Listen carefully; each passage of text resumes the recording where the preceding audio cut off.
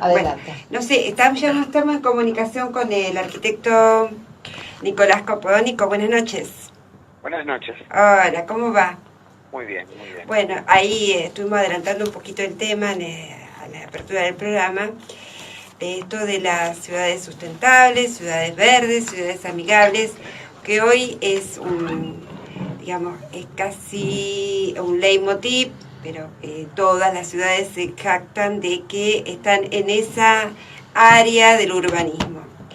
Y nosotros que somos arquitectos no solamente nos interesa la arquitectura, sino nos interesa la ciudad, el hábitat. Entonces, ahí me preguntaba si es lo mismo una ciudad amigable, una ciudad sustentable o una ciudad verde, por ejemplo. Bueno, a ver, son distintos términos para tratar de definir un paradigma de una ciudad más habitable o la más habitable posible. Realmente las ciudades en las últimas décadas han sufrido crecimientos que muchas veces la han colocado en posiciones difíciles de habitar, por la polución, por la contaminación, por ciertos problemas no resueltos con respecto a la densidad. Sin embargo, esta idea de la sustentabilidad, que pareciera que está, como vos decías, está muy de moda, está muy en boga hoy en día, y pareciera ser un tema nuevo, sinceramente, realmente no lo es. No, o sea, la historia de la civilización humana ha producido formas de habitar la Tierra sustentables durante cientos o miles de años. Creo que el quiebre se ha producido probablemente en los últimos 50 o 70 años, donde definitivamente el acceso a una cantidad de recursos grande en un principio permitió pensar que cualquier cosa podía hacerse y cualquier cosa podía mantenerse en el tiempo. Claro. La realidad es que eso no es así y de alguna manera hay una vuelta a algo que ocurría claramente hace 100 años atrás, que era que los recursos eran limitados, y entonces cuando los recursos son limitados uno intenta individualmente y como sociedad aprovecharlos al máximo. Eso que la humanidad ha estado acostumbrada a hacer durante miles de años, aprovechando la naturaleza, los ciclos de las estaciones, el sol, la lluvia, y que se dejó de hacer, ahora vuelve con un nuevo impulso, también por necesidad, y de alguna manera eso se intenta llevar a las ciudades y al urbanismo, y se entiende con estos términos que vos lo nombrabas, ¿no? Y dice, bueno, que básicamente es intentar llegar a ser ciudades más habitables. Nicolás, en este momento, ¿hay alguna ciudad que nosotros podemos decir es el paradigma, es decir, no es que ha llegado a ser una ciudad sustentable, pero que va realmente en ese camino donde administra bien los recursos, tanto materiales, humanos, ambientales, porque de eso se trata, que gestione y administra todos sus recursos? Mirá, no es una pregunta fácil de responder, porque en realidad compromete un montón de cuestiones, desde cómo se gestiona la energía hasta cómo se gestionan los residuos que genera el hábitat humano. Sin embargo, por ejemplo, un pensador hablaba de que, por ejemplo, Venecia era una ciudad increíblemente sustentable. Primero y principal por el tamaño que tenía y por una cuestión de poder ser recorrible a pie. A pie, como con escala, digamos. Exactamente, por la escala que tenía y por tener una buena densidad por la escala que tenía, porque está aprovechado cada metro cuadrado. Y hablaba de que, por estas cuestiones casi como del capricho de la naturaleza, de dónde está hecha y cómo está hecha, y prácticamente la utilización muy baja de los motores o de los medios de transporte, porque la escala permite caminarla, hace que uno de los principales problemas de las ciudades contemporáneas, que es el transporte, la movilidad, esté resuelto de una forma natural, de a pie, ¿no es cierto? Sí. pero tampoco es un ejemplo extrapolable porque es una ciudad muy pequeña. Entonces, la realidad es que el promedio de las ciudades es muchísimo más grande y más extendido.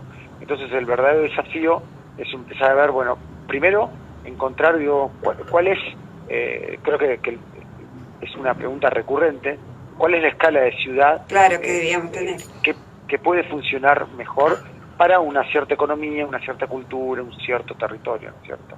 Sí, pero esa pregunta no está resuelta ni ahí. Ahora, difiero con el pensador, no sé si conoces Venecia o quien ha accedido a más información, y Venecia es una ciudad que primero que se inunda cada tanto o baja de tanto el nivel del agua que es insoportable el olor que tiene. Te digo que es bellísima, es una ciudad flotante y que una vez uno lo ve, es una obra de arte. Pero ya casi no vive nadie dentro de la ciudad de Venecia, es casi se abre, digamos, para el turismo.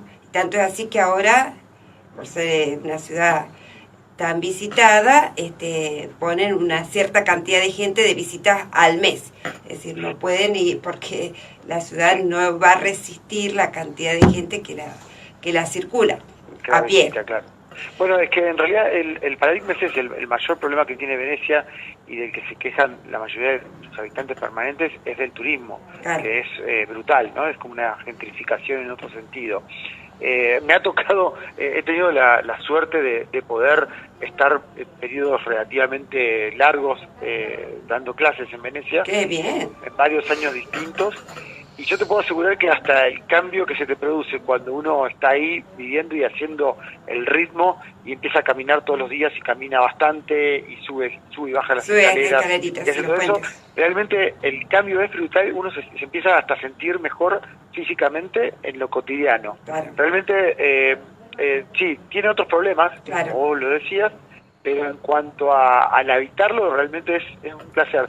Y sí, tiene también esta cuestión de que se inunda o que de repente baja demasiado el agua, pero eso no la hace menos sustentable. Yo creo que en realidad no es que esté en el agua lo que lo hace muy sustentable, sino probablemente la escala. Inclusive había ciertos estudios en urbanismo que decía que si uno pudiera tener ciudades de ese tamaño, o sea, una al lado de la otra, y en realidad solo conectarlas por sistemas de transporte público, y poder llegar como a distritos caminables, era como una forma de trasladar esa experiencia a ciudades de mayor dimensión. Claro, yo recuerdo que cuando estudiaba el tema ese, la escala era hora y media, para poder recorrer, digamos, todo lo todo lo que te circunde y donde vos encontrás todos tus recursos, claro, hora y media.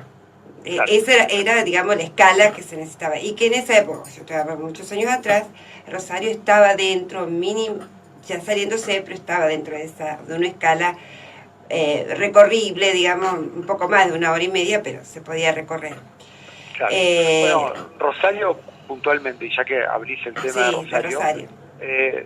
Yo creo que es una ciudad relativamente chica, cuando uno compara con hoy en día, cuando uno sale del aeropuerto de Rosario y tiene la suerte de viajar, una de las posibles escalas para hacer vuelos internacionales es San Pablo. Sí, cuando uno sale de Rosario de San Pablo, te das cuenta lo pequeña que es la ciudad de Rosario. Sí, es monstruoso. O sea, desde el aire es realmente, uno ahí entiende realmente cuál es la escala. Claro. Y la verdad es que esa escala, yo lo digo, es una ciudad mediana o pequeña comparado con las megalópolis que hay en Latinoamérica, sin embargo con un alto nivel de equipamiento y prácticamente con absolutamente hay todo en materia de educación, de deporte, todo tipo de servicios que uno quiera tener, los tiene esta ciudad. En Rosario, podés hablar de Rosario. Claro, y yo creo que esto que vos decías, la verdad que es una ciudad que al menos toda la parte central es recorrible probablemente a pie, el microcentro y el macrocentro. Sí. Y la verdad que sí que es un placer, uno puede caminar muchísimo, Y lamentablemente lo que ha ocurrido en los últimos 10 o 15 años es que se ha extendido mucho en el territorio. Y eso, hace que de alguna manera esa condición de poder sostenerse la ciudad como un sistema complejo en el tiempo se dificulta más, ¿no? Claro. O sea, eso hay que entenderlo. Por más de que nosotros estamos acostumbrados en nuestro país o en América Latina o en América en general a ver ciudades muy extendidas porque tenemos muchísimo territorio, cosa que no ocurre, por ejemplo, en Europa. En Europa, sí. Tenemos que entender que esa extensión en el territorio no es algo que pueda mantenerse en el tiempo. Es muy simple de visualizarlo cuando uno piensa de que la cantidad de gente que puede vivir en una cuadra en el centro con una densidad media de entre 10 y 15 pisos de altura es el equivalente a lo que a lo mejor, esos 100 metros de infraestructura, de servicios, de todo lo que se necesita para esa cantidad de gente.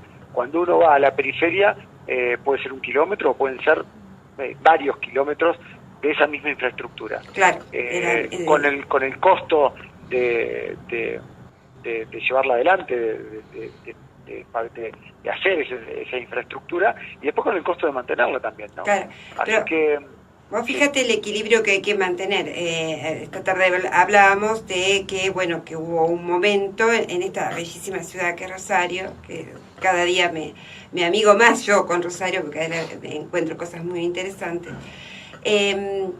Ese equilibrio que por ahí medio que se rompe por temporadas, por años, y después se trata de volver atrás en la densidad del centro, el microcentro, el macrocentro, necesario para tener justamente una infraestructura que la abarque y no nos extendamos en el territorio, y otras épocas que esa densidad se tiende a bajar y se extiende en el territorio y ya hay varios y sectores donde la infraestructura no solamente escasea, falta.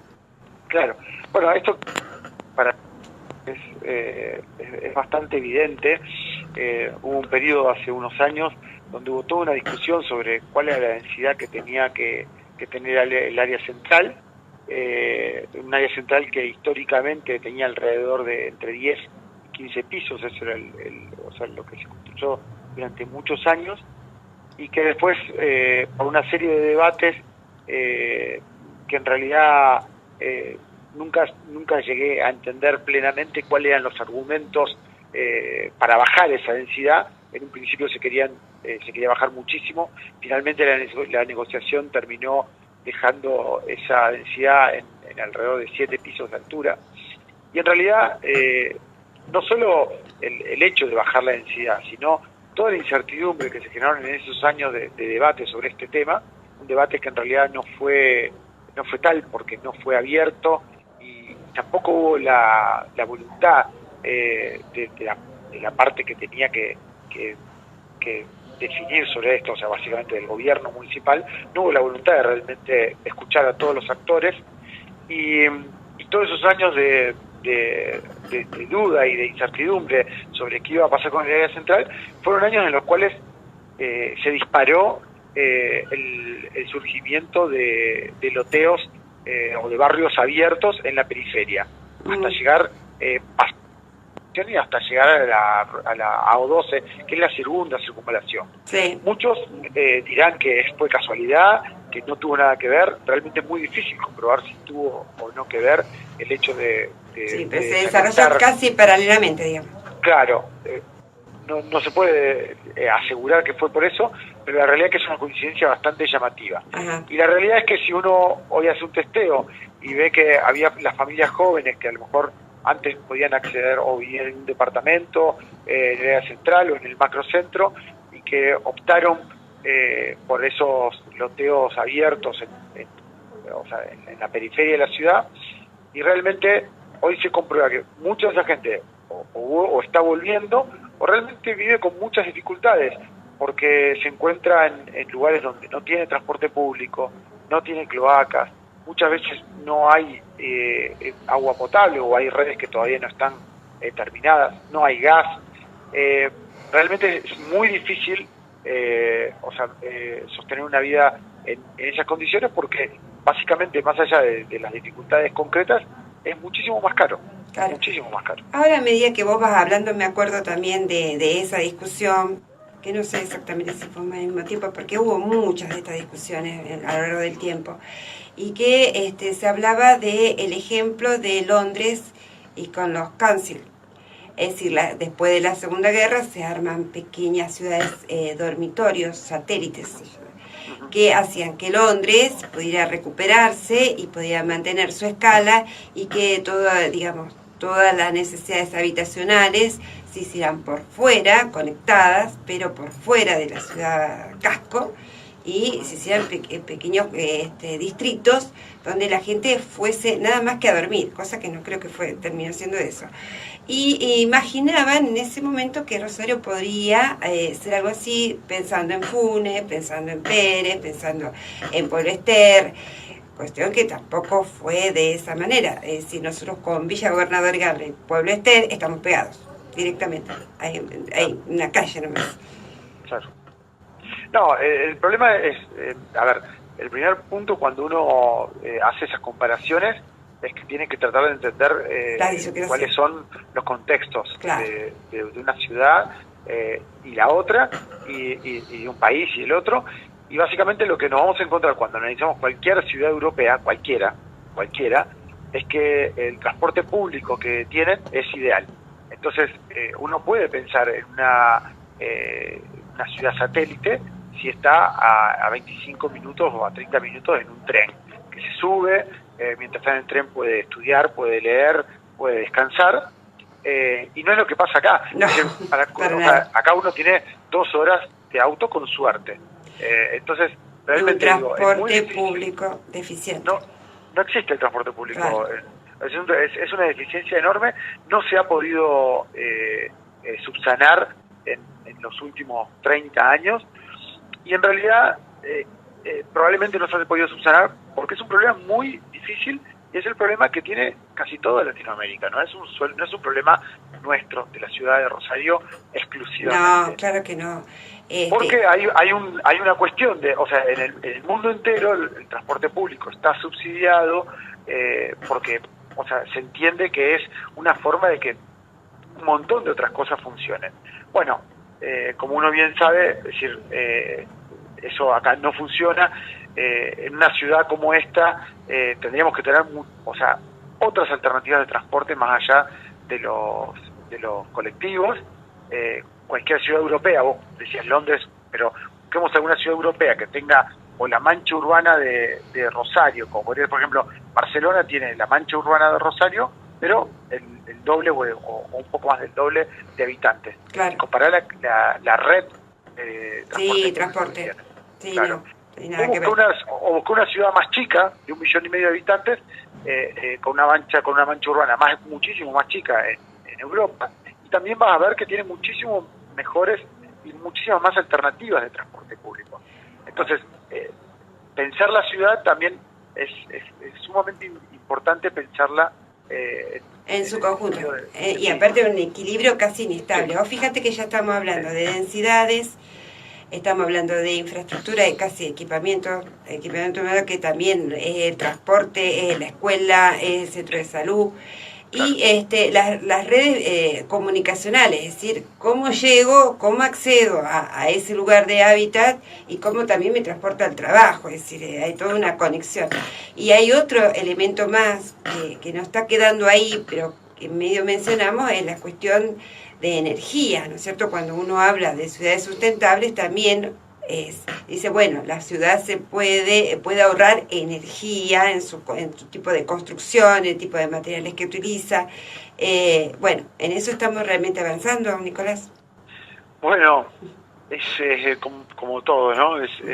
También es otra pregunta, es extensa y es difícil, porque sí que somos pioneros, hay una reglamentación municipal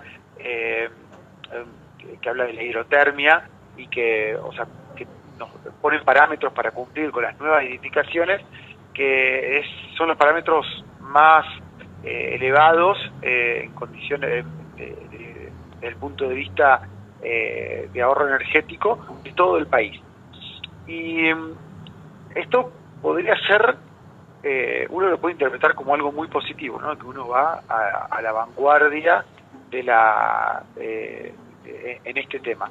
Sin embargo, de vuelta, estamos en una ciudad latinoamericana y donde lamentablemente un porcentaje, pero me animé a decirte que alrededor del 70% de la ciudad o más está construido irregularmente. Sí. Está construido sin arquitectos, está construido sin planificación, está construido sin control. Y no solo hablamos de las villas de asentamiento precario o irregular, también hay ciudad consolidada que está construida de esa manera, sin un permiso de edificación. Entonces, también es un poco extraño, porque también estamos en una ciudad, en un país, en Latinoamérica, donde el déficit habitacional es enorme, y en realidad uno pone expectativas altísimas, que en realidad son para ahorro energético, pero que también incrementan de una manera exponencial los costos de la construcción. Claro. Entonces, yo creo que hay un tema que es importante. Yo creo que con la arquitectura, o sea, esta reglamentación de hidrotermia tendría que ir en el sentido parecido al que es un electrodoméstico. Cuando vos vas a comprar una heladera, vos tenés una calificación y un etiquetado, y vos podés comprar una heladera que cumpla los requisitos de ahorro energético. De ahorro energético, con una A hasta una D o E o una F. Entonces, uno elige y uno puede pagar más por un electrodoméstico que sea más eficiente, y lo va a ahorrar esa energía, pero es una elección. Sí. Cuando hay tanta necesidad de vivienda y cuando hay tanta construcción que no pasa por ninguna regulación, me parece una decisión desacertada obligar a los pocos que van a terminar pasando por esas reglamentaciones a hacer un producto que finalmente queda fuera del mercado. Porque cuando vos vas a hacer un edificio premium en el mejor lugar de la ciudad, me parece que va a estar bien esos requerimientos de hidrotermia. Pero si vas a hacer unos departamentitos pequeños de planta baja y 3 en una zona periférica de la ciudad, va a ser muy difícil que vos puedas cumplir con esa reglamentación o con esos requerimientos de hidrotermia, y que después eso pueda alguien comprártelo, porque no va a haber relación entre el precio y el producto. Claro, sí, porque también uno cuando va a ver una vivienda, o sea, departamento, casa, empieza a jugar el lugar donde está, las distancias que recorre, el tipo de construcción, las ventilaciones, bueno, un montón de cosas que hace que, sobre todo el lugar, el valor de la tierra, pese mucho a la hora del valor total de la vivienda. Exactamente. Si vos tenés un valor de la tierra bajo, pero querían hacer una vivienda con un valor alto, eso no va a funcionar. No, seguro que no. Pero bueno, el intento de la humanidad parece que el intento, digamos, es ser unas ciudades amigables, sustentables. Y no sé si por ahí esto es pasajero. Me da la sensación de que no, pero tampoco veo grandes avances. No sé, vos que dirás, Nicolás, que estás dentro de la escuela, del colegio, y bueno, tenés más información, que no debería dejarse de lado, que no podría ser una moda, pero que los avances que vamos haciendo son muy lentos, y que podría, como vos decís, haber una correlación entre producto terminado, valor final, según el destinatario, que no llegara a cerrar. Claro. Bueno, yo no creo que esto sea, o sea, yo creo que sí que muchos utilizan esto como una moda, pero yo creo que es en realidad, en el fondo, me parece que es muy positivo y es una vuelta a entender, de qué manera es posible vivir.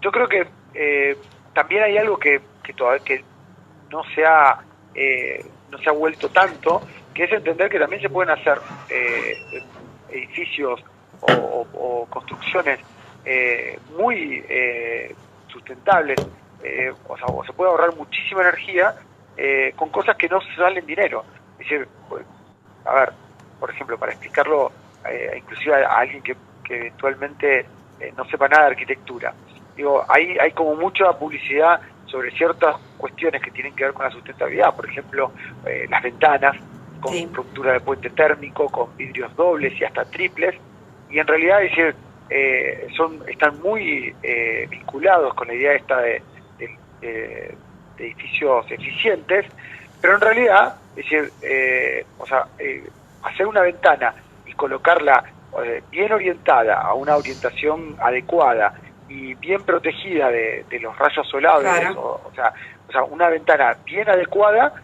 es más sustentable que cualquier vidrio triple o cualquier abertura de última tecnología mal orientada. Entonces, podemos entender que hay muchas decisiones que podemos tomar y que son totalmente gratuitas y más de sentido común. Exactamente, el sentido común, y es lo que tenían los constructores hace 100 años atrás y durante toda la historia de la humanidad, que han sabido entender de cada lugar, de cada clima, las mejores condiciones para construir, ¿no es cierto? Claro. Entonces yo creo que eso es un punto para recuperar, que realmente hace diferencias enormes. La ventilación cruzada, otra cosa que las personas más mayores lo recuerdan de sus casas de la niñez, y que ahora es algo que es muy difícil encontrar, que realmente hace que uno pueda prácticamente prescindir de un porcentaje altísimo de climatización, tanto de aire acondicionado como de calefacción, teniendo bien orientadas las aberturas y con una buena condición de ventilación cruzada, ¿no? Claro, y esas cosas están al alcance de todos, ¿no? Claro. No hay que pagar más. Claro, es un buen diseño. Exactamente. Es un buen diseño. Sí, vos fíjate que hace 100 años atrás, un poco más, el entorno y digamos las condiciones climáticas y geográficas hacían a una tipología de arquitectura. Por ejemplo, nosotros siempre quisimos el chalet californiano, y a lo mejor el chalet californiano que estaba hecho, o el chalet que se utiliza a veces en zonas alpinas, está hecho para una situación de nieve, y acá nosotros no tenemos nieve. No. Porque esa nieve cae sobre digamos, sobre los costados y deja que a un fuelle de aire caliente quede en la casa.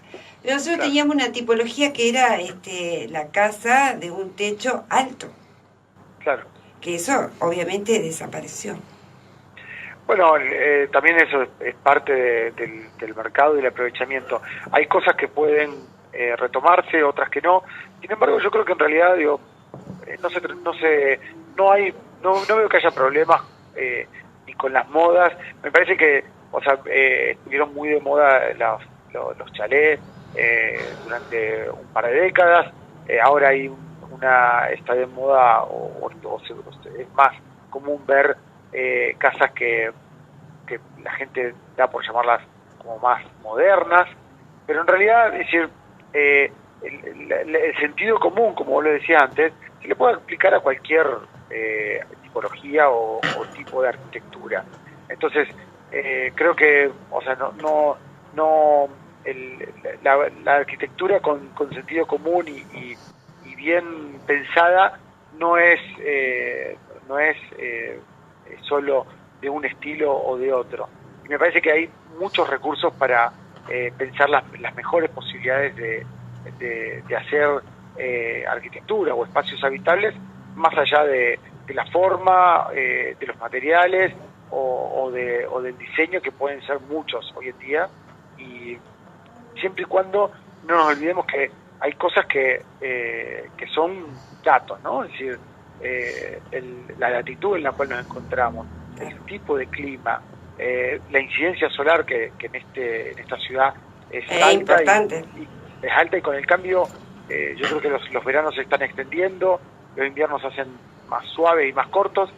Entonces tenemos que ir entendiendo y ir asumiendo esos cambios que va habiendo para incorporárselos a nuestra arquitectura, ¿no es cierto? Sí, mira, yo viví muchos años en otra ciudad y cuando volví era el boom inmobiliario acá en la ciudad de Rosario y había desaparecido del microcentro los árboles. Habían desaparecido, no había nada.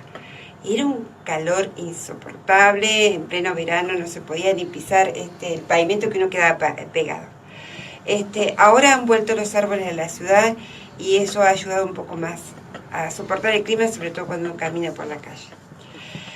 Bueno, Nicolás, ¿hay algo más que de todo lo que hemos venido hablando de la densidad, el transporte, el equipamiento, que hace más que nada a un equilibrio casi inestable entre esas correlaciones de necesidades con sentido común para que esto sea una ciudad sustentable?